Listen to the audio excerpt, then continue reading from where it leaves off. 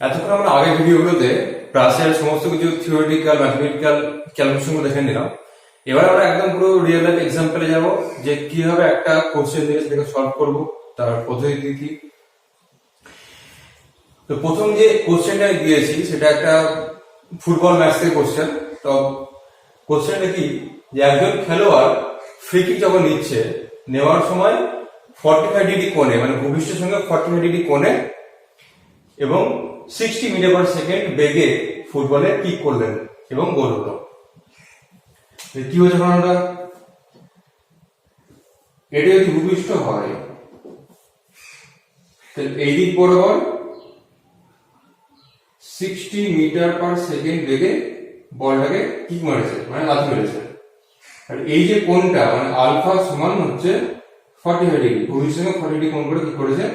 তো অবভিয়াসলি কি হবে, বলটা এরকম উঠে নিচে নামবে এবং বলছে এবার নামা মাত্রই গোল হয়ে গেছে। এখানে তো গোল পোস্ট আগে গোল হয়ে গেছে। তাহলে ও এ বি, এটা আমাদের এইচ। আজকে আমাকে দেখতে হবে যে আমি কি বলেছিলাম, যে একটা যে কোনো প্রাসকে যদি আমি ভূপৃষ্ঠের 40 ডিগ্রি কোণে কি ছুড়ে দিই তাহলে সেটা সর্বাধিক দূরত্ব অতিক্রম করবে, আনুভূমিক বরাবর সর্বাধিক দূরত্ব অতিক্রম করবে। এটা আমরা আগের ছবিতে দেখেছি যে আরটা ম্যাক্সিমাম হয়। এটা বোঝা যাচ্ছে যে ও থেকে বি এর দূরত্বটা এক্ষেত্রে ম্যাক্সিমাম। যদি 40 ডিগ্রি থেকে কম হতো কি বেশি হতো তাহলে এই ওবি থেকে অন্তত কম দূরত্ব যেত, ওবি থেকে কম হতো। তাহলে সেটা আমাদের কোশ্চেন নয়, আমাকে জানতে চেয়েছে প্রথম কোশ্চেন কি, বলটি সর্বাধিক কত উচ্চতায় উঠবে, অর্থাৎ আমাকে এইচটা জানতে চেয়েছে। তাহলে এইচ যখন জানতে চেয়েছে আমাকে প্রথমে এর আনুভূমিক উপাংশ কত, 60 cos 40 ডিগ্রি হবে, আর উল্লম্ব উপাংশ কত হবে, 60 sin 40 ডিগ্রি হবে। তাহলে এই মান বার করে নিয়ে যাবে।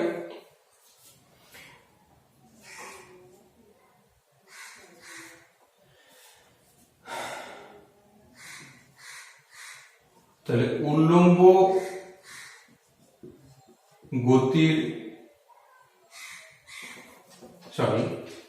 প্রথমে উপাংশগুলোর মানটা নির্ণয় করে দেব।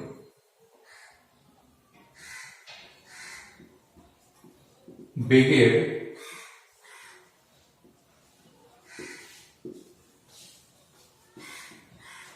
উল্লম্ব উপাংশ সমান 60 sin 40 ডিগ্রি। তো সেখানে কি আসবে, 60 ইন্টু 1/√2। এখানে ক্যালকুলেটর পেয়ে যাবো 30√2। আমার একক কি আছে, মিটার পার সেকেন্ড। এখানে মিটার পার সেকেন্ড, এখানে মিটার পার সেকেন্ড, এখানে মিটার পার সেকেন্ড। আর আনুভূমিক উপাংশ কি আছে, 60 cos 40 degree metre per second. 60 into 1/√2 metre per second. এখান থেকে আসবে 30√2 মিটার পার সেকেন্ড। তাহলে আমি যদি দেখি উল্লম্ব গতি বরাবর,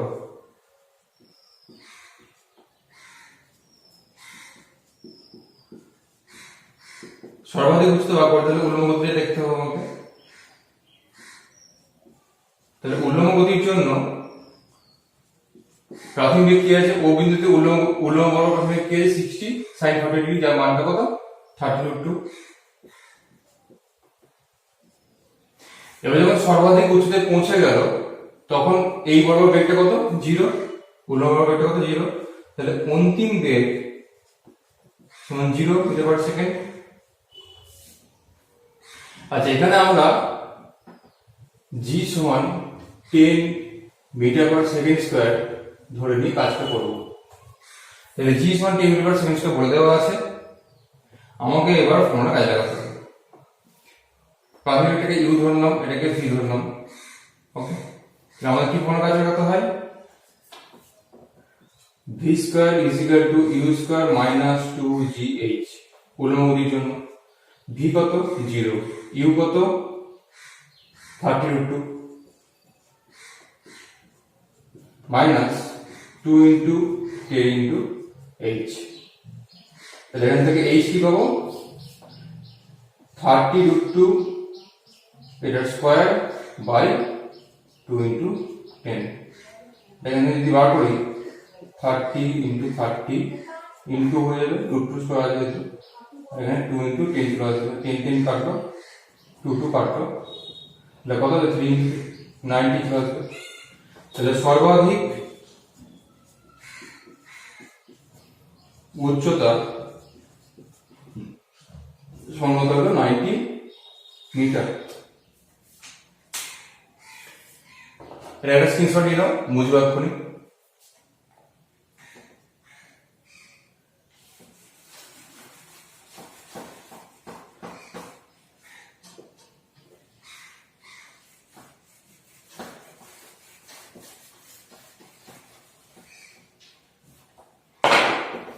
মানটা আমি এখানে লিখে নিই। বেগের উল্লম্ব অংশ মানটা হচ্ছে 30√2 মিটার পার সেকেন্ড, আর অনুভূমিক অংশটা হচ্ছে সেটা 30√2 মিটার পার সেকেন্ড। দ্বিতীয় প্রশ্ন কি জানতে চেয়েছে যে গোলে পৌঁছতে কত সময় লাগবে, অর্থাৎ আমাকে ও থেকে বি এর যেতে কত সময় লাগবে সেটা বার করতে হবে, তাই তো?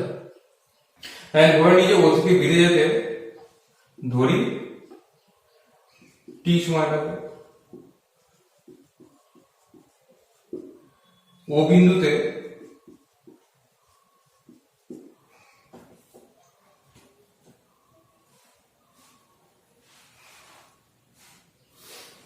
তাহলে ও বিন্দু থেকে কি হচ্ছে, উপরে উঠছে এবং নিচে নামছে, তাই তো? তাহলে ও বিন্দুতে আমার উল্লম্ব প্রবাহ বেগটা কত, অর্থাৎ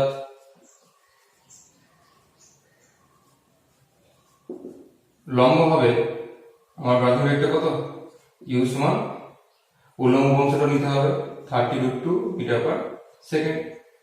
তাহলে ইউ পেয়ে গেলাম, টি পেয়ে গেলাম। এবার আমাকে দেখতে হবে যে জিরো এই ও আর বি বিন্দুর মধ্যে উচ্চতা পার্থক্য কত হবে। দুটো বিন্দুই তো ভূমিষ্ঠ করা আছে, তাহলে দুজনের উচ্চতা পার্থক্য কত, 0 হবে।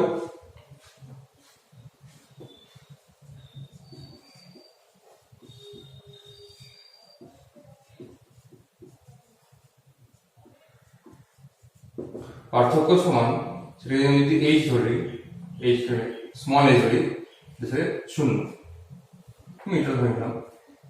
তাহলে আমাদের উল্লম্ব গতির জন্য আমাদের ফর্মুলা কি আছে, এইচ সমান u t minus half g t square. Minus কেন হচ্ছে, কারণ আমাদের জিটা এই বরাবর কাজ করছে, উল্লম্ব গতি হচ্ছে এই বরাবর, আর জিটা নিচের দিকে, উল্লম্ব গতির উপরের দিকে। দুটো উল্লম্ব আলাদা হওয়ার জন্য জিটা মাইনাস করতে হবে। এইচ এর মান কত, 0, উচ্চতা পার্থক্য 0। ইউ কত, 30√2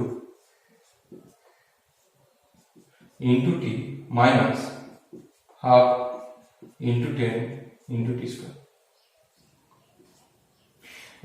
এখান থেকে আমি হাফ ইন্টু 10 ইন্টু টি স্কোয়ারটা এদিকে নিয়ে চলে এলাম, এদিকে রয়ে গেল 30√2 ইন্টু টি। তাহলে এখানে টি একটি কেটে যাবে, তাহলে স্কোয়ারটা কেটে যাবে, তাই তো? তাহলে টি বার করতে গেলে কি পাবো, 30√2 ইন্টু 2 বাই 10, 10 10 কাটলো, এখানে কি পাচ্ছি 3 2 6 6√2। তাহলে এত সেকেন্ড সময় লাগবে।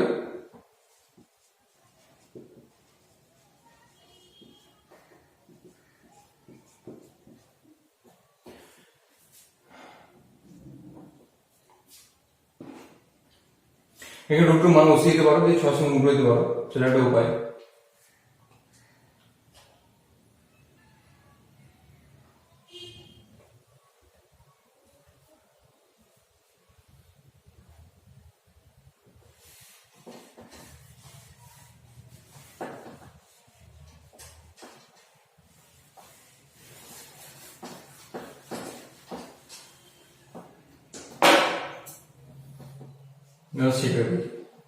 বলছি খেলোয়াড় ও গোলের মধ্যে দূরত্ব কত।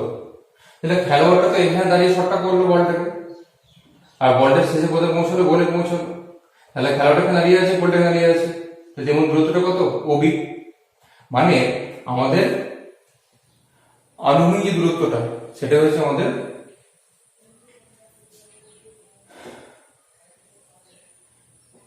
খেলোয়াড় গোলের মধ্যে দূরত্ব। এবার এই যে ওবির যে দূরত্ব এটা বার করার সময় কি কি জানতে হবে? ওবি বরাবর আমার আনুভূমিক বেগটা কত? 60 cos 50 এটা হচ্ছে আমার আনুভূমিক উপাংশ, যার মান হচ্ছে 30√2। তাহলে আমি আনুভূমিক উপাংশের মানটা জানি, আর ও থেকে বি যেতে বলটার সময় লেগেছে টি।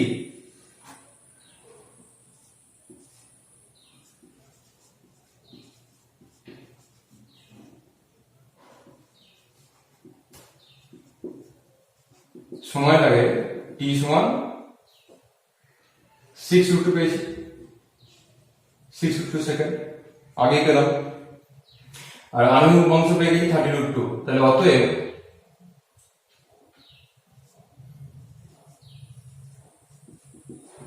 খেলোয়াড় ও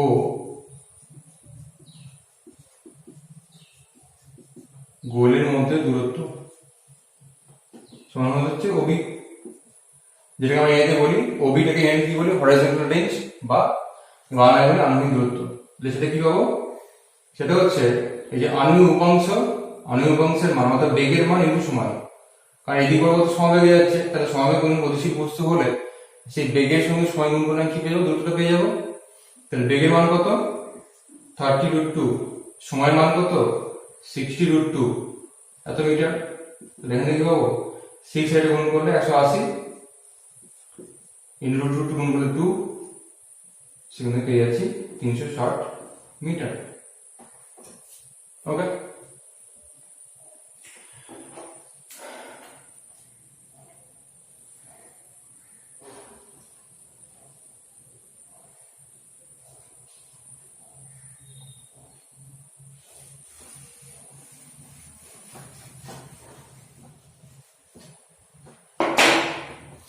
এবার আমাকে একটা কোশ্চেন করেছে সর্বাধিক উচ্চতায় উঠতে কত সময় নেবে, অর্থাৎ ও থেকে এতে যেতে কত সময় নেবে, এটা আমার কোশ্চেন করেছে। প্রথম কথা আমাকে সবসময় তাহলে ও থেকে এতে যেতে তাহলে উল্লম্ব গতিটা বিচার করতে হবে। উল্লম্ব গতি বিচার করার জন্য ও বিন্দুতে প্রাথমিক বেগটা কত? উল্লম্ব বরাবর বেগটা কত? উল্লম্ব অংশ 30√2, এটাই হচ্ছে আমাদের ইউ। আর এ বিন্দুতে যে বেগটা হবে আমাকে সর্বোচ্চ উচ্চতা বেগটা যেতে হবে সেটা হচ্ছে ভি সমান 0 করতে হবে, যেটা আমি অন্তিম বেগ ধরবো, সরি প্রাথমিক না, অন্তিম বেগ। সময় সমান ধরে নিলাম টি সেকেন্ড। আর আমাদের জি কত কাজ করছে? 10 কাজ করছে। আমাদের ফর্মুলা কি উল্লম্ব গতির জন্য? v = u - gt, তাই তো? তাহলে মান বসিয়ে দিই 0 30√2 minus 10 into t। তাহলে এখানে কি হবে? 10t সমান 30√2। তাহলে এখান থেকে পেয়ে যাচ্ছি t সমান 30√2/10, 10 কাটলো, তাহলে এখানে কি হলো 3√2।